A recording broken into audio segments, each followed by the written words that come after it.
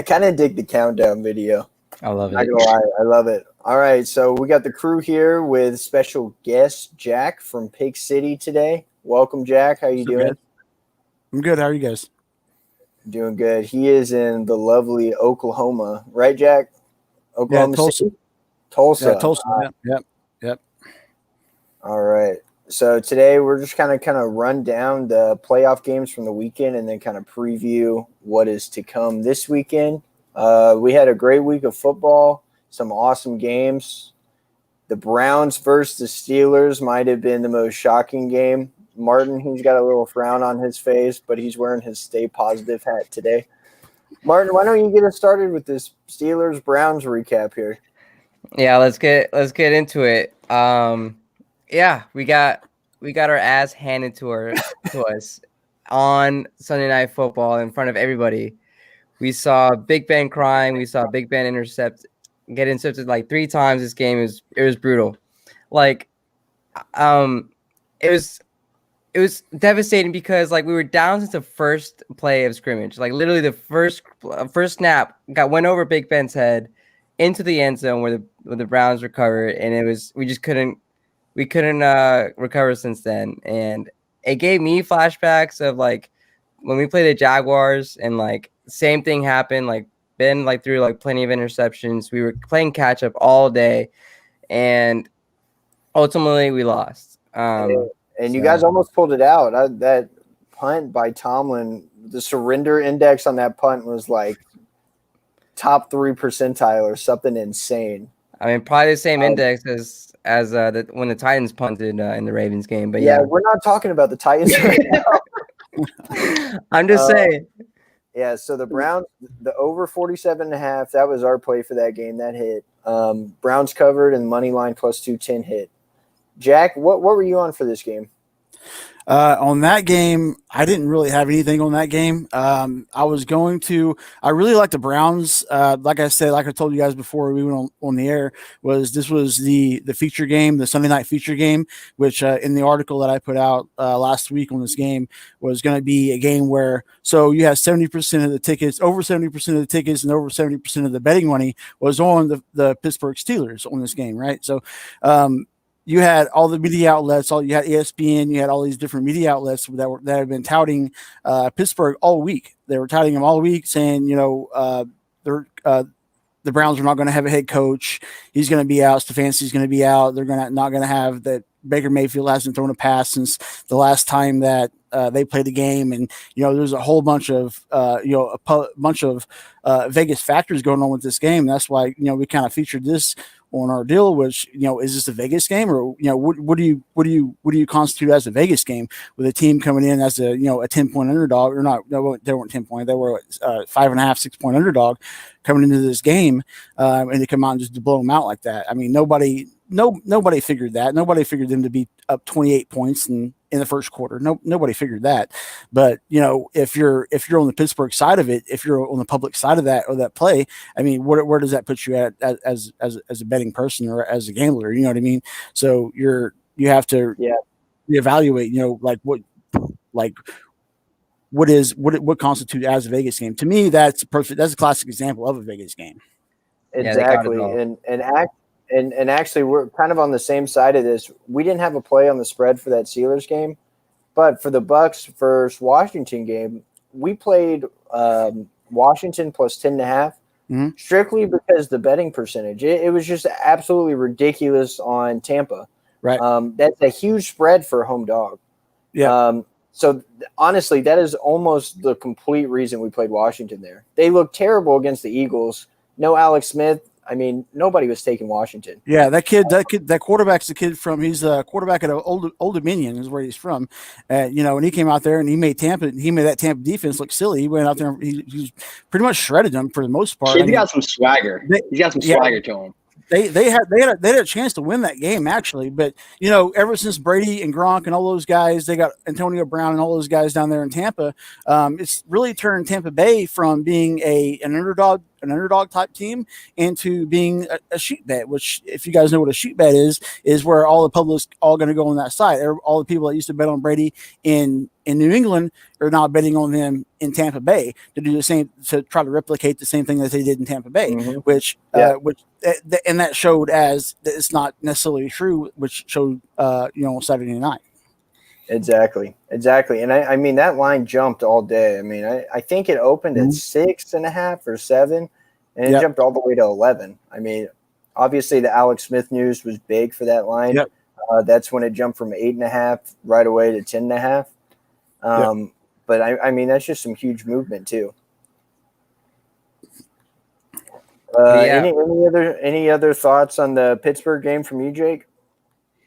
No, I've got my Baker Mayfield Oklahoma jersey hanging up in the closet. I thought about pulling it out for this one just to flex on Martin a little bit for a number of different reasons there, obviously. But no, it was I mean, like Jack said, I don't care who you are. If you said, "Oh yeah, I'll bet the Browns are at some point in this game up 28-0," you're a liar because you definitely did not see that coming. And the last 3 quarters, the Steelers were the better team. I think that was kind of obvious. It just football, man. Yeah, I've been saying it all year. I feel like I've said this damn near every podcast that we've been on.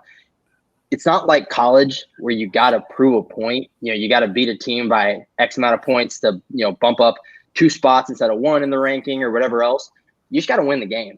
And I mean, the Steelers couldn't do it. It's for whatever reason, I know Big Ben, I don't know if his arm motion was lower that game or whatever the hell was going on.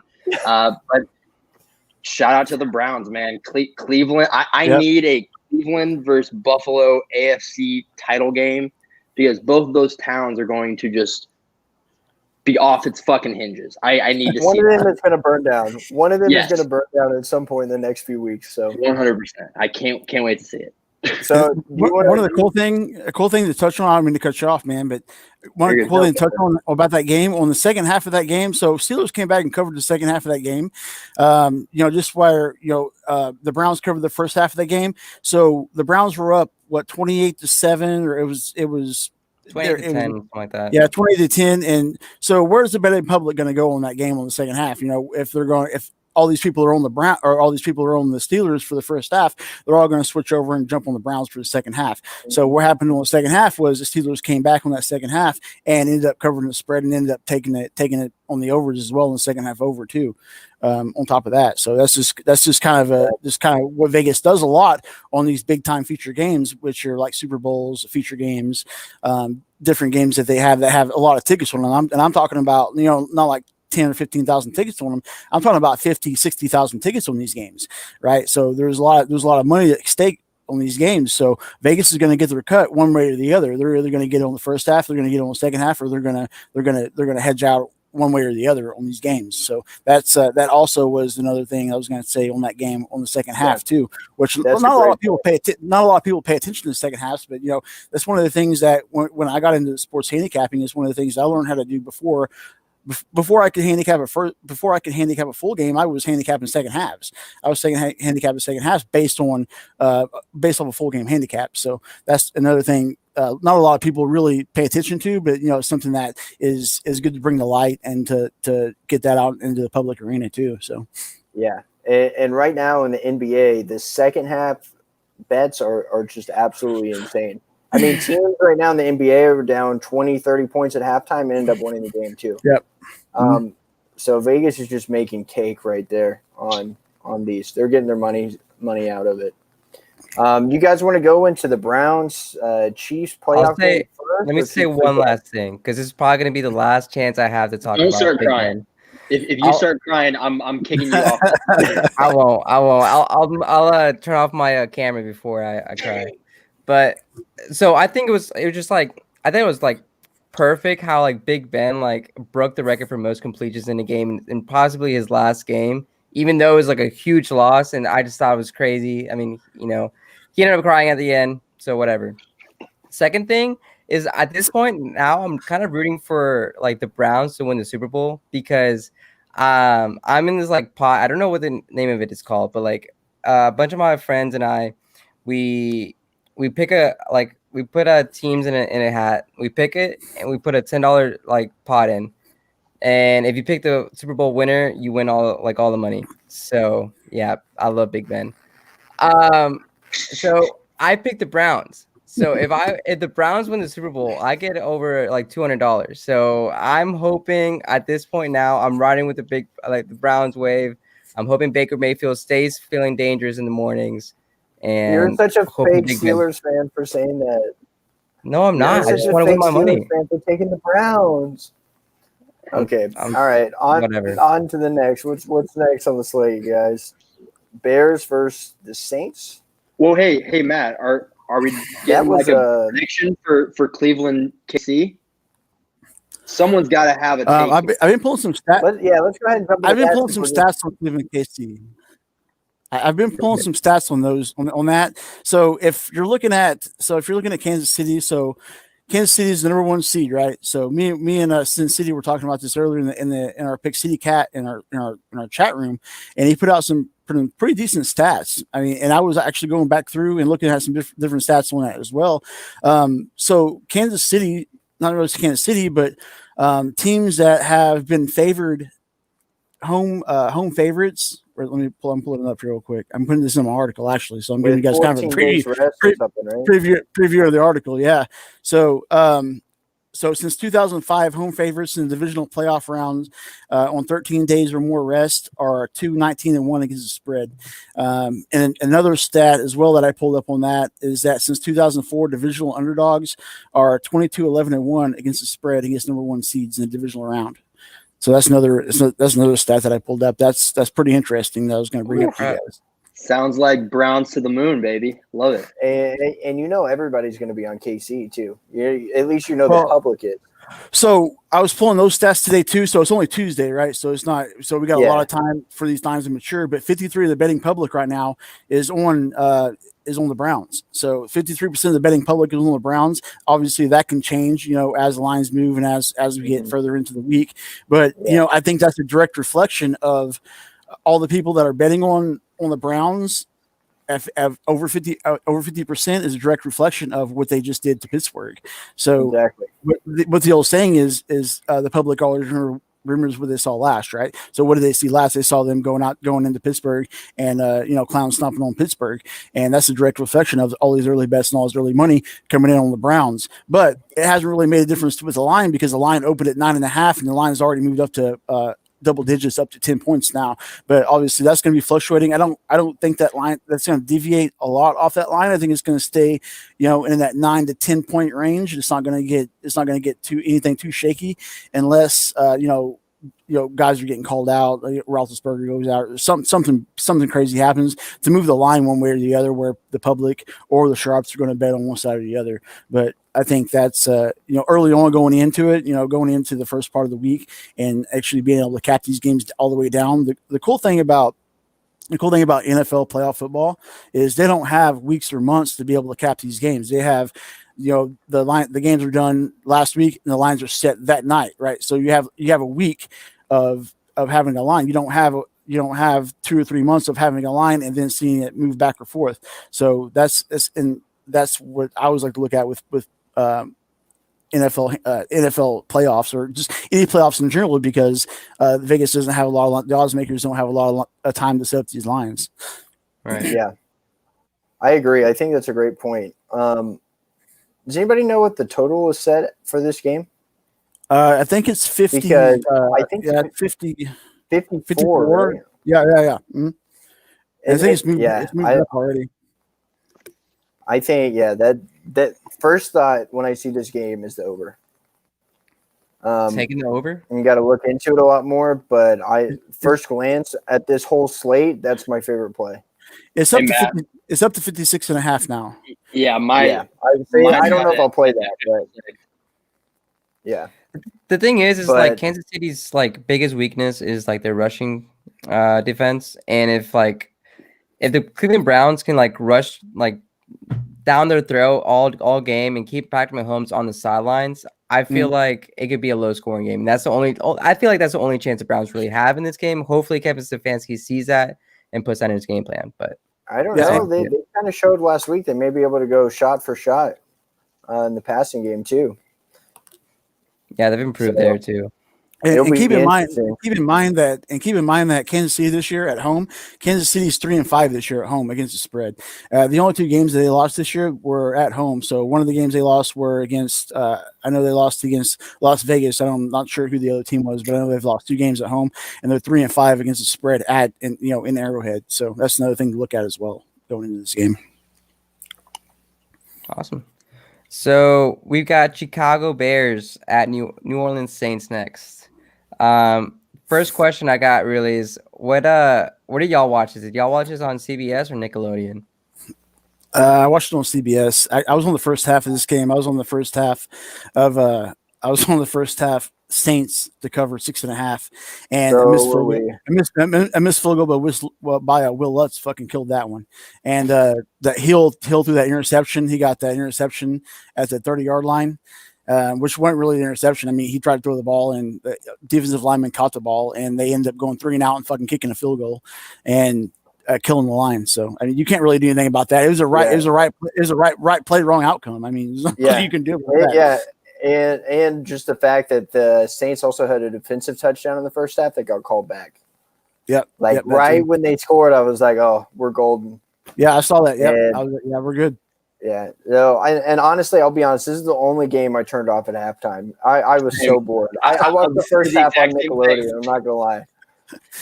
It had this every time there was a false start, this little kid's head popped up, and he was just explaining what a false start was. Man, it was pretty. Yeah, I funny. didn't see. I was watching on CBS, I guess. So Yeah, I was just waiting for it was just so funny because the little kids were explaining the rules whenever there was a flag, right? And so I'm thinking first round Saints, there's going to be a terrible PI call at the end of the game just to blow it for the Saints. I want to see a little kid explain that. So I was waiting all game for that to happen, but luckily that didn't happen to the Saints this year.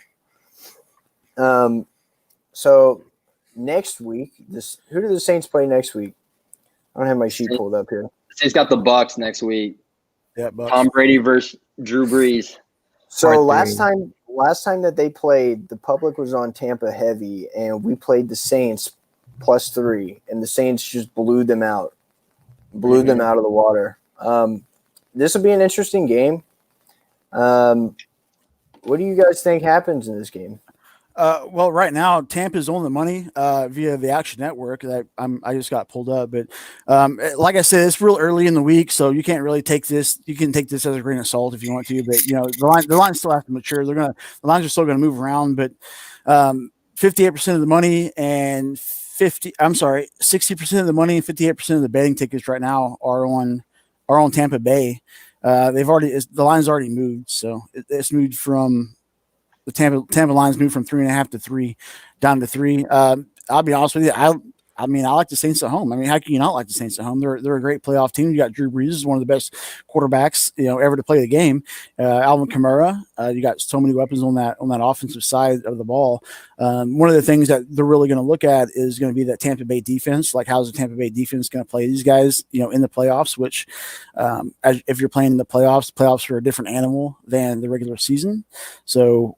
It's win or go home for these guys. So I really like this. I really like this game. So this is one of the games that I'm going to be personally looking at as well. Yeah, and this is a great game that might be good to sit out at first and just make a second half play on, like we were talking about earlier, because there's a good chance one team's up 10 points in the first half, and the second half the other team comes back and covers. Very good chance of that. Now, Martin, question for you. This is not on Nickelodeon, but are you going to be watching this game on the History Channel? Yeah, absolutely. With Tom Brady and Drew Brees, all that, so I might as well. But somebody sent a picture this morning. It was like Tom Brady in 10 years and Drew Brees in 10 years. And Drew It was Brees Tom had that made. Yeah, he did do that. Yeah, it was so funny. It was live on the History Channel. Did you see the one with with Blanda? Was it? They had the graphic with Blanda and Tom Brady on there. I was like, Blanda looked like he's 60 years old and Brady's 40. It was like, how are these guys the same age? All the responses too were wild. It was like Blanda was smoking cigs at halftime. You can't compare the two and stuff like that. It was wild. Yeah, I think that the toughest thing about this game is just like the fact that they've played 3 times already, or like this is gonna be the third time. And like Yeah. we all know the saying, like it's hard to beat a team 3 times and all that, but it's just like I don't see how Tampa Bay can improve from that. Like I like Tom Brady's not great against the rush. That defense played well versus the Bears in this past game, and I'm gonna sit out the first half for sure in this game. Yeah, I mean, I'm going Bucks just because I put a future on them to win the NFC a while ago. So I am going to stay true to that. I thought it was good value at the time. I still think it's good now. Where did you get him at? Where did you get him at? Plus 300, which wasn't what I was hoping for, but still, I'll take it. But I don't know. This game keeps bringing up like, I think about when the Bucks beat the Packers by like 30. I know that was like week 3 or 4 or whatever, but then the Saints have blowouts. The Bucks get blown out. Like there's so many things that keep popping into my head whenever I have like one thought or one opinion. So yeah, I mean, I'm with y'all. I'm gonna wait a little bit, and then depending on kind of the vibe of the game, we'll go from there. You can even put it like a kind of an outside the box, kind of an abstract look on it. Is remember what I was saying earlier about Tampa Bay being kind of a Vegas team now, which Tampa Bay in the years past weren't a Vegas team now, but since Brady and Gronk and all those guys are with him now they are a Vegas team. So now those Vegas lines are going to come into play. They're going to have more tickets on that game. They're going to have more money on them. They're going to have more people, more eyes on those games. So it's going to be more of a spectacle. That game's going to be a 5:40 game. I think that 5:40 game is the last game of the day. On the game's on Sunday on 5:40. That's the last game of the day. Yep. Yeah. That's going to be the future game. Yeah. And there's already 2,500 bets on that game right now. Because depending on what happens in the LA Green Bay game, depending on what happens in the Baltimore Buffalo game, depending on what happens in the Cleveland Kansas City game, so all these people that are betting on these games. So if you have public bettors going on one side, losing a bunch of money on one side, they're going to be dumping their money on who they're going to be dumping their money on. They're going to be dumping their money on who they think is going to win the game. At favorite wise, Tom Brady, this and that. But the thing about this matchup with the Sunday night feature game matchup, the thing about with this matchup is what's cool about it is you have 2 Hall of Fame quarterbacks going up against it. You have 2 actual playoff teams going up against each other. So it makes it for a very sharp line. And I feel like this game is going to be a very sharp game when it comes all said and done. There's going to be something happen within this game. There's going to be something happening first half, second half. Something's going to turn the tide of this game is where it's going to go one side or the other. That's what I'm thinking on a game like this, which is, to get into the NFC Championship game. Yep. I totally agree with that. Just to hit on the next game real quick, Colts versus Bills. This is next playoff game for the Bills is going to be against the Baltimore Ravens. I guess just to hit on this real quick, we took the Colts plus the points. Ended up being a really good game. I think the Bills were the second most public team this week. Yep. Right behind Tampa Bay, actually. So this was a nice hit for us. Jake, I think it was Tampa. I think it was Tampa, Bills, Pittsburgh. Yeah. So those were the biggest public teams. Yeah, but this is also going to be a marquee matchup next week: the Bills versus the Ravens. I think this is the second biggest playoff game, right next to Tampa Bay, New Orleans. Correct me if I'm wrong, but I'm pretty sure the line is -3 Baltimore. Correct. Correct. It is going to be hard to bet against Josh Allen at home. Baltimore's dog. Buffalo's favored. Buffalo's -2.5. Buffalo's favored by 3. Yeah. I don't know what the play here is going to be. I feel like there's going to be a lot of money come in on Baltimore, because I think Baltimore's won 6 or 7 straight. They looked really sharp last week, but how sharp really are they? And also Buffalo kind of had that collapse a little bit against the Colts. So I think people are going to be eyeing Baltimore this game. And personally, I think the Bills get it done. I think the Bills are the better team here. And on that game, the Indy they got a pretty salty defense. I mean, they really didn't show it at times, but they have they were in fantasy. They're my fantasy. They're my fantasy defense throughout most of the year, and what helped carry me into the Super Bowl and the fantasy playoffs. But I rode that team that defense all year long, and they had some collapses and they fell apart. But on that game that they lost, they actually left a bunch of points on the field in that game the game against the Bills. So you got your head coach, you got Rick going for it on fourth down way early in the game when he shouldn't have been going for it on fourth down, and you take the points in that situation in a playoff game. So if you take that, and they left at least 8 to 10 points on the field during the course of that game, which they actually could have won that game. Yeah. Yeah. What do you think about that, Jake? Martin, you need to hand Jake your hat real quick. Yeah, you got to stay positive. Even though, look, here's how I'm spinning things. Even though our team's lost in the playoffs, we get to watch the rest of the playoffs stress-free, and I'm for it. I'm all for it. That's loser mentality, Martin. Loser mentality. I'm sick of that shit. No, but like Jack nailed that. There were points left, and the Colts defense is awesome. Those were, I feel like, your two main points, both extremely true. I mean, I'm sorry. I was just physically ill watching that game. I was. Here's the thing. As a better, if you're on that game +7 and +6.5, +7, and you see these guys out here going for it in 4th and 1 in the first quarter, like, what are you doing? Like, take the points. That's why, in our Pick City chat and stuff, I was like, take the points. I think I even put out on Twitter, was like, a tweet. It was like, hey, take the points, dude. What are you guys doing? So and they did that, and then they went for it. There was something else that they did too. It was like a 2-point conversion or something that they failed on. They should have just took the points on the 2-point conversion. You had the kicker, was the kid from Georgia, the kicker from Georgia. He missed the 30-yard missed the 30-yard field goal. Yep, missed the 30-yard field goal all year. Banged that one off the iron. Right. That was tough. Yep. But so all quick little thing here. All my friends, from school are obviously like Titans fans. So when I post every Sunday like "Go Colts" or something along those lines, I get a bunch of like fuck you, or like whatever else. But all the people that responded to me with Bills -6 is a lock. The Colts may have lost, but thank God you did not hit your bet, you fucking losers. That makes me so happy.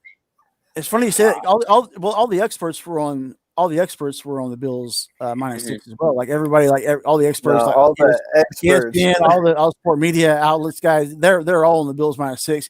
Just because all the hype that they have behind them, and a lot of these lines, and these odds makers, these guys that make these lines, they understand it. Like if you're going to be a sports handicapper, like you have to think like an odds maker thinks. So if you can think like an odds maker thinks, you're actually able to figure out where they're going to set the lines at based off the public perception. So a lot of this stuff is perception capping. So especially with these games, especially with these NFL type games, NFL, NBA games that have tons of tickets on them, tons of money on them. I mean, it's all a perception action, because those casinos in Vegas, they weren't built off losers. They weren't built off winners. They're built off losers, right? So as if you're going to be able to handicap sports and run consistently, run a 55-60% winning percentage, and turn a positive ROI, then you have to have that same mentality. You have to have the same.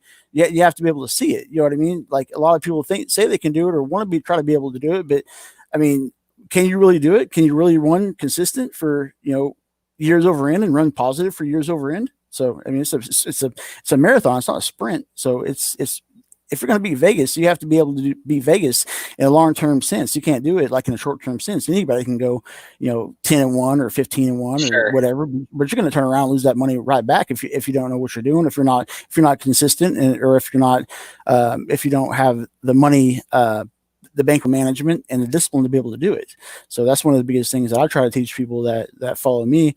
And with Big City and stuff like that, and the articles that I put out, try to teach people and try to tell them how to do things the right way. So that's a big part about what we do, and that's a big part about this podcast too, is to put that information out there, because these people aren't going to get this information if they turn on ESPN, or if they look on Yahoo Sports or whatever the case may be. They're going to get fed whatever the mainstream media is on at that point at that time. Yeah, exactly. That's a great point.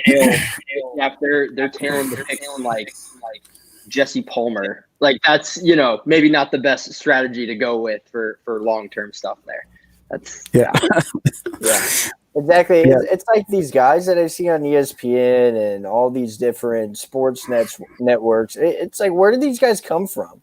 They have no idea what they're talking about. Like, Well, isn't that the joke, right? Is like when all 3 or 4 or 5 of them have the same team, it's just fade. Yeah, yeah, we but we know who we go those opposite, people are. yeah. They're just like celebrities at this point. Yeah, exactly. Been on the air for years. Well, the crazy thing about that is I think a lot of because the sports betting industry, like this, the gambling industry that we're in, I mean, it's a multi-billion-dollar industry. So who's to say that those guys that are on TV are not plugging the books or not plugging, going with what Vegas is doing. So they're going to give the mainstream public the wrong information, like as us as sports handicappers that actually dig into the information and actually do the research and actually go through and like figure out who's going to win, who's going to lose, and who's going to cover a spread or who's not going to cover a spread. Who's to say that those guys aren't putting that information out for the casinos, for Vegas, and for them to turn profits? Because the general public, they don't know, because the general public, they don't know unless you tell them. So they're going to go off. Exactly. They're not going to do any research for themselves. That's the issue that I've been trying to get across for a long time with what I do with my articles and going on podcasts and trying just to educate people for the most part. Yeah, that's a big thing too. Is just educating people. What we were talking about earlier, how you started capping second half lines before you started capping full game. Just stuff like that. Bankroll management is a huge thing. And yeah, this is just not public knowledge. It's not rocket science either. But I mean, the guys that have been around a long time know what we're talking about when we say bankroll management. But it's definitely something that's not discussed enough, and definitely not something you will ever hear on TV. But it's a lot of emotion too. So if you're like, say, I've been there, you guys have been there as casual bettors. We all started as casual bettors. What got us into doing this is, we have a love for the sports. We have a love for Vegas. We have a love for what we do. We wouldn't be on this podcast if you weren't. So with that being said, back in the day, you would win $400 or $500 per, just for example, you win $400 or $500, go 4 or 5 in a row and win games. And I can't be beat. I'm on Hot Street. I'm the best that's ever done this. And then you turn around in the late game, and then you take all the money that you won and you dump it on the Tampa Bay Buccaneers, right? As the late game, and then get your ass kicked. See, you see what I'm saying? So Vegas feeds. It's a lot of emotion. So Vegas feeds off emotion, and they feed off of, like I said, public perception is a big factor in it too. But it's a lot of emotion involved too. So Vegas knows how to touch. It's a hot button. So Vegas knows how to touch on that hot button of public emotion for the public better. So they know where to catch them at, and to be able to get the most money out of them for the most part. Just like this weekend, what the favorites went 2-6. The favorites went 2-6, and 2 of those favorites lost outright. So that's another big thing to look at. So the Vegas just cleaned up on the public this weekend on the NFL. Is that gonna happen this weekend? I mean, typically it flip flops the way it works. They either give it to the public or they're going to give it to Vegas is going to take it back. But last night on the college game, Alabama was, they were a pretty heavy favorite on that game, and they hadn't covered up on that game. So anybody that was betting on those Sunday night games, on those Pittsburgh games, is going to turn around and put their money back down on Alabama. Does that make sense? Yeah. So that's kind of the way it works. It's always a cycle, and it always cycles up and down, up and down, up and down. But for us to be able to wins, we have to stay consistent on if we're going to bet with the public or if we're going to bet with Vegas as well. So we have to keep it. We have to keep our senses on both sides of the fence, I guess you could say. Mm-hmm. Yeah.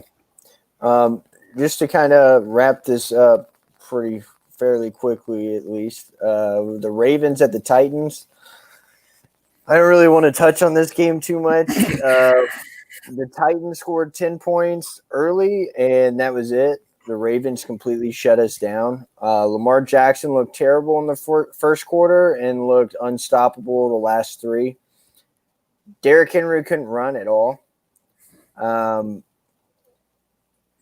So it was not a good game for my Titans. Congrats to the Ravens. But anyways, Ravens at the Bills this weekend. Any early picks on this game that you like, Martin? Any early leans? Yeah. I know I took Baltimore in this Tennessee game, but I like Buffalo. I really like Josh Allen. I really like that defense, and um, I think the public might be overreacting to what they saw Baltimore do to Tennessee. Because I mean, like I've been saying it over and over again, like the Tennessee's Titans defense on third down was horrendous, and I think the Buffalo Bills can do a better job at that. So I just don't want to fade. Like, yeah, the Baltimore Ravens have been rolling as of late, but so are the Buffalo Bills. It's gonna be a great game, but for the just the like without doing research just yet, like I'm leaning towards Buffalo right now. Yeah, that's what my gut tells me too. Obviously, I'm not actually making a pick here. I haven't done any research for this, but that's what it's what the eye test tells me. I think the Ravens are a little bit overrated. Besides the Titans, their last like 6 games they've won in a row, they haven't really played anybody other than the Titans, in my opinion. If you want to count them, that's just my quick hit on that game. And do we have an over under for this game? Anybody have it pulled up? 50. It's 50 and a half. Okay, that's interesting. Everything's trending on the over too, so it's going to probably keep moving up from there. Yeah. And I mean, like both their defenses like have shown up as of late. I mean, we saw what Baltimore did with Derrick Henry, and even though, who was it? Marlon Humphrey, who was getting demolished by AJ Brown. Yeah. Yeah. Like, but I think that both defenses can like probably keep it close. I think a 50 burger is a bit too much, but again, we're not making picks right now. Like, this is just like what I see at the top of my head. But to talk about the Tennessee game just for a little bit, I just think, do y'all think like Marlon Humphrey like went into the locker room and improved, or do you think like they just kind of went away from AJ Brown in that second half? I'm gonna go with a little bit of both. I mean, yeah, dude, I'm going radio silent for this segment. That first like what three drives. I mean, Marlon Humphreys was getting big bodied. Like, it wasn't even close. He was not the aggressor. He was not beating AJ on any route. I mean, you could have told me that was like a rookie corner, just like attempting to cover AJ Brown, and I would have bought into that. I mean, it was very lopsided. So I find it hard to believe that the Titans just totally went away from AJ. I'm going to assume that Marlon was showing a little bit of something that made it tougher to get the ball to him, but that was weird. That second half of that game was not how I saw that going. Yeah, I thought AJ Brown was going to pretty much kill it the rest of the game and pretty much lead y'all to a win, but ultimately not. Devontae Smith type. Yeah, bro. MVP shit. Sorry, Matt. Love you. There's all your guys' stuff right there. So, yeah, I have no comment on that game. Yeah, well, and just last thing, y'all are talking about. You think that like the Ravens maybe just based off recency bias might get bumped up a little bit. I think that people might look at that Bills Colts game and be like, well, maybe the Bills aren't built for like down the stretch type play. So we're all on the same side. I think just. Obviously no research or anything like that, but I think that both teams are going to kind of level out a little bit to the point where people are going to be so gassed up on the Ravens and maybe a little bit lower on the Bills. So I think Bills -2 just off top. With a line like that, that's a 2.5 point line. If you're going to take the favorite on that game, you might as well just dump the points to take the money line at that point, because I think you can probably get him. You probably get him at, as opposed to taking the -2, you can probably take him on the money line at -130, -135 ish. 135, which you're going to be dumping the points anyway. So might as well. Especially in a playoff game like this, if you're gonna take that side, then it doesn't matter if it's that game, but any game like that's -3 or less. Like, if you're gonna take the favorite, then you just dump the points and take the money line, because there's no use to getting beat by 1 point and then still losing the game anyway, because on a game you should have won in the first place off a missed field goal or off a missed extra point or something fucking goofy, which would be the case anyway if a game comes down to 1 or 2 point game anyways. Yeah. Sure. Yep. Yeah. And last game, I think this was the worst game of the whole weekend, to be honest, in my opinion. The Rams and the Seahawks. I hated this game.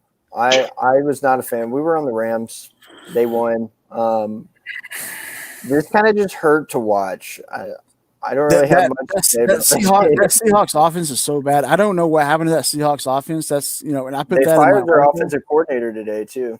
Yeah, that makes sense. Because you have so many weapons on offense. You got Metcalf, you got Lockett, you got all these guys, you got Carson, and you got the quarterback Russell Wilson. There's no reason that these guys should be putting up 12 or 13 points a game. There's no reason, because the first half of the season, these guys were putting up.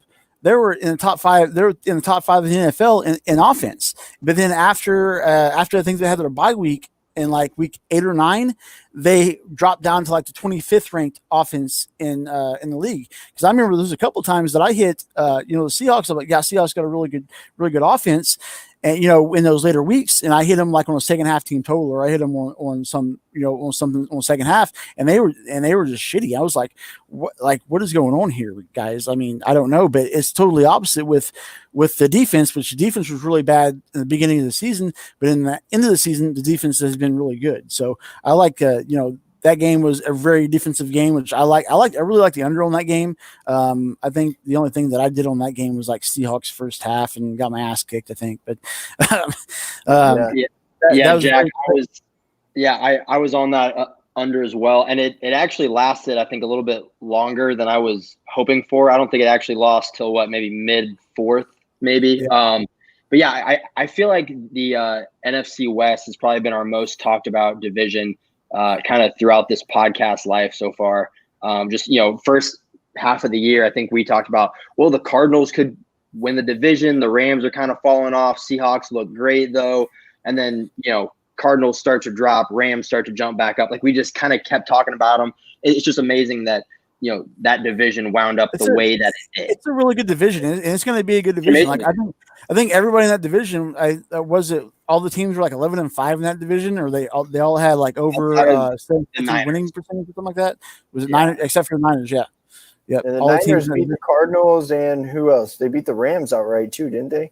Yeah, but of course, like it makes sense that the team that made the Super Bowl last year is the only one that's not in playoff contention. Like it's the deepest division far and away, and next year I think it's going to be even crazier.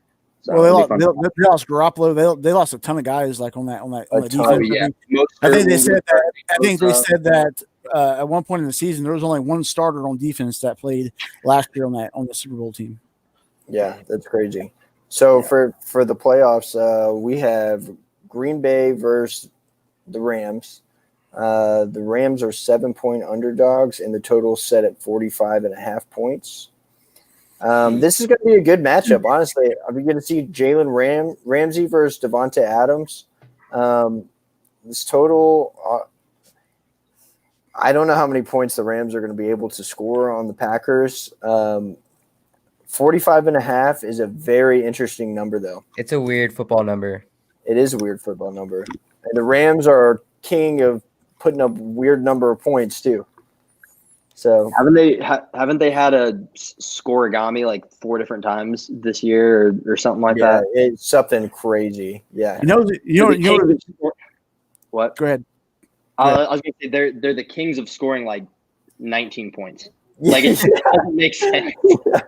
It's a good prop. A good prop this year has always been Green Bay team totals, especially like the first half Green Bay team totals has always been a really good play. And now first quarter.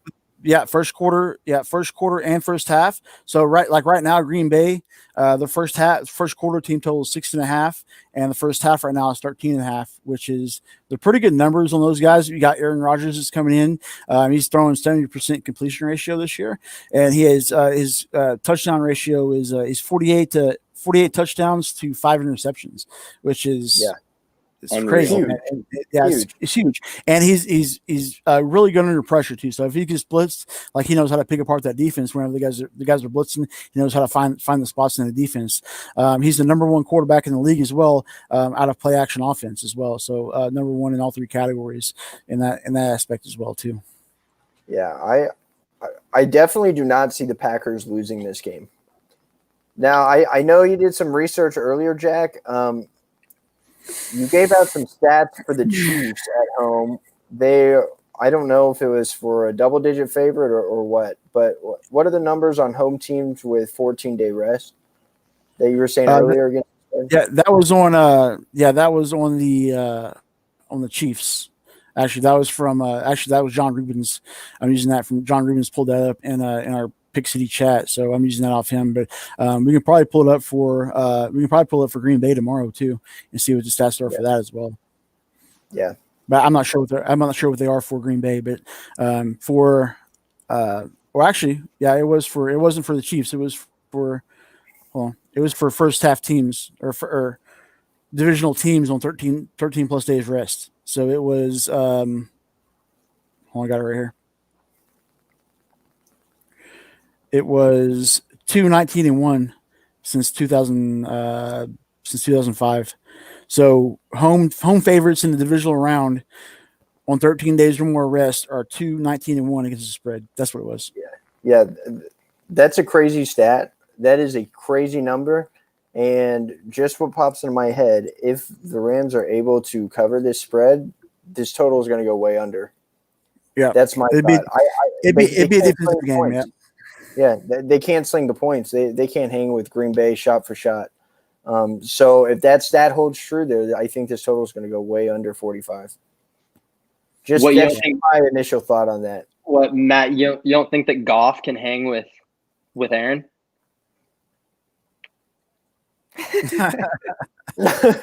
I'm just asking the question, man. I'm just asking the question. No, I don't. I agree. But Jared Goff is the type of quarterback, like, you don't actually pick a side here. What you do is you wait till he has one drive and then you see his face. If he's got eyes like this, yeah, you don't take him. But he's a system quarterback, right? He's like you can plug anybody into that offense and they can do the same thing that Jared Goff does, right? That's kind of been the thing for a few years, yeah. Yeah, I heard Pat McAfee say this one time. He was like, you never take the Rams. You always wait for one drive and you look at the look on Jared Goff's face and then you decide who you take him. And I mean, honestly, that sounds crazy, but it's true. No, it's spot on. I mean, he's so like, if he is. Now, granted, we took the Rams this week without Jared Goff and then he ended up playing. So that was a crazy game because of that. Like, it was a crazy game. Because I had to go somewhere. And then I got to wherever I was going, and I looked at the score, and it's 20-10. And when I left, it was 0-0. And I know that like everybody was on the under that game. We didn't officially take the under; we just took the Rams. But I was shocked to see like 30 points before halftime. I thought that was crazy. Yeah. Goff had a major Josh Rosen stat line. I don't have it pulled up, but it was one of those things like, 11 for 19 for 113 yards or like some bullshit like that. It was a major stat line. That would have been Tua Tagovailoa's best game this season. Yeah, sure. He was going like 13 for 15 with like 85 yards, like first 3 starts this year, something ridiculous. Yeah, Cam Akers went off though. Yeah, he did. Is there anybody else have any notes on these games that we just hit on? No, not really. I mean, I just feel like I just feel like we're kind of riding off the Rams off too soon. Yeah, I think the Packers could win, but like, I'm not riding them off. I'm saying they're probably going to cover. Okay, well, yeah, but you said like the Packers going to win no matter what. But I'm telling you, we just got to wait and look at Jared Goff's face. That's all I'm saying. So Martin is now saying that the Rams are going to beat the Packers. Tweet it, write it down. Okay. My Super Bowl is Rams versus Browns. Let me say one thing about this. Jack had a really good point earlier. And one thing that he didn't mention is the fact that like the Packers have scored on their first drive in almost every single game. And in fact, they may have done that in every single game at home. So they are great in the first half, but almost every single team backdoor covered them this year in the second half. Almost every single one. At least towards the end of the season. And so this is the type of game where, it opens at 7. There's a pretty good chance Packers are up by 2 touchdowns at halftime. You can get this at 17, even 14 and a half. and that's the play. This is a game like you really should maybe not have a play on it first and just wait because the Packers are going to roll in the first half. The big question mark is if they can keep pace. The only game where they really kept pace in recent memory was against the Titans, where they blew the doors off of them in the first half, and then they rolled with it in the second half. Prior to that, there were multiple games. The Panthers even backdoored them. I think that was a week before they played the Titans. But they just have not been a second-half team this year. A lot of people on, Packers first half all the time, and then they'll play Packers second-half team total. Packers second-half team totals have missed, I don't have the actual numbers in front of me, so I'm not just going to make up a number. I'm going to say this. I do play them, and I missed a couple of them this year. The one that they did, I got lucky and hit them last week, or not last week, but I think it was the week 16, I think it was. They scored, their team total was 13 and a half, and they ended up scoring. I think it was against the Bears, actually, and they ended up getting a fumble deep in Bears territory and scoring a touchdown off that with 3 minutes left to go in the game and covering the spread. Yeah. So I got lucky. So I covered by getting lucky. Yeah, exactly. But anyways, back to the point. I'm not writing off the Rams here. I'm just saying that I think you can probably at any point during this game get a way better number than 7. No, yeah, I agree. That's just my opinion there. I think first glance, 7 points is too much. I think they might be able to cover that. If you're going to play this line straight up, I would take half a point and I would play 7.5. But I think at pretty much any point in the first half, you'll be able to get a better number than 7. So I think you said on this. That's my 2 cents there, at least. We'll see if the California boys can play in the blistering cold in Green Bay. Be a shell shock for sure. I'm pulling up Green Bay, their ATS at home for this year real quick, just so we know. While we're doing that, let me pull up the weather in Green Bay, and then we'll get out of here. Dude, if it's snowing in Texas, it's got to be snowing in Green Bay. Dude, I cannot believe this. Really? Everybody was saying it was going to snow in Texas this week, and I was like, no, there's no way. This is Texas. And then Sunday we get 3 inches of snow. The roads are still icy. Yeah. All right. Green Bay, Wisconsin. Weather for Sunday is 27 degrees, 16 is the low, cloudy. Snow on Thursday and Friday. They're not getting any sun for a long time. That's like a depressing. Matt, Jared Goff went to school at Cal. He plays in California. Cam Akers went to FSU, now out in Cali. I'm just saying, that cold weather might be a little tough. I heard. What did you say was going to be? What? He's 27, right? You said? Yeah. Oh. Yeah, wait. I'm trying to get this pulled up here real quick.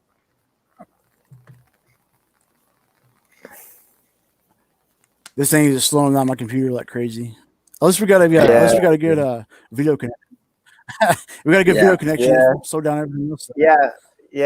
Sorry for the delay on the stream, guys. We had to fix the camera situation, and now we got it. Yeah, this camera quality has been pretty good this whole time. No audio or camera issues except when Jake got up to get a beer. That was it. That's not why I got up. Jake, you and Jack kind of look alike a little bit. The Packers are 10-6 against. Oh, great. Where's their pull it up? Jake, you and Jack mine's lagging hard. I can't do that. Yeah, the Packers are 5-3 against the spread at home this year. Okay, there you go. That actually seems kind of low. If you look at Aaron Rodgers' ATS for his career at Green Bay, it's some crazy high numbers. So that seems a little bit low. It's surprising. Yeah, he's like 70% at home. He's like 70% against the spread. Yeah. So they could very well, they could very well make that stat 3-19-1 for the playoffs. Yeah. So, anyways, thank you guys for tuning in. Any more thoughts, gentlemen? No, I think we covered it all. I don't think we hit all the key points. We're Mhm. right at an All right. hour. I do have one question for Jack, and then I'll let y'all go. Jack, if this year's Alabama team played last year's LSU team, what would the opening spread be, and who would cover? And what would Probably- the total be? Like 90 points? Man, Yeah, so like it- 86. so they had a graphic on that earlier. I was watching on ESPN, actually, just randomly. I saw that earlier when I was writing this art, when I was starting on my article. But I think that probably would have been like some sort of a pick 'em, or I think Alabama would have been favored just because they're Alabama. Alabama's always going to be favored, right? So Alabama's going to be favored by, I would say, like a half point or point and a half or something like that. I would think. But they have that team, the 2000 in the college football playoff era. They are the 2019 LSU and the 2020 Alabama Crimson Tide are the number 1 and number 2 teams that have ever stepped on the field in every statistical category. Yeah. Points scored and everything else. Yeah, and it was nuts to see all the individual stats as well, because Mac Jones threw for exactly 1 yard more than Joe Burrow did last year. I think Devonta Smith was like 5 yards off of what Jamar Chase had last year.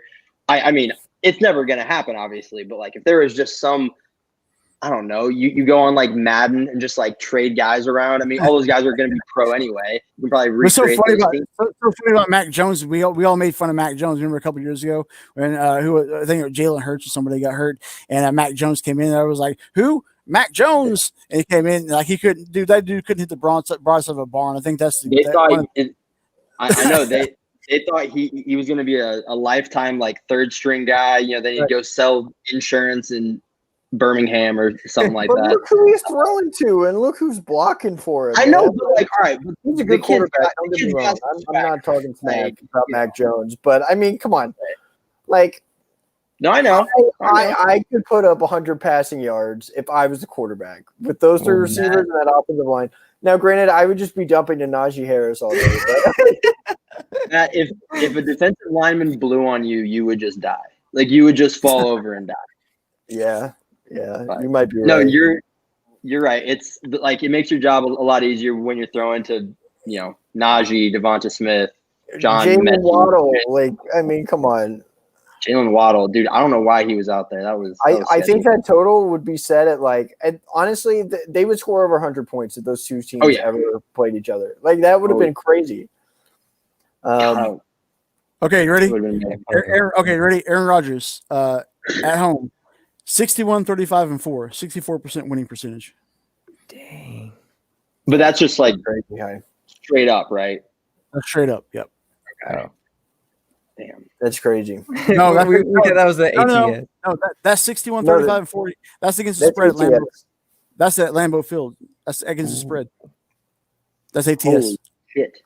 Now somebody needs to do some digging and figure out how many of those were in sub 30-degree weather. That'll be That takes some time, but just saying, that'd be interesting.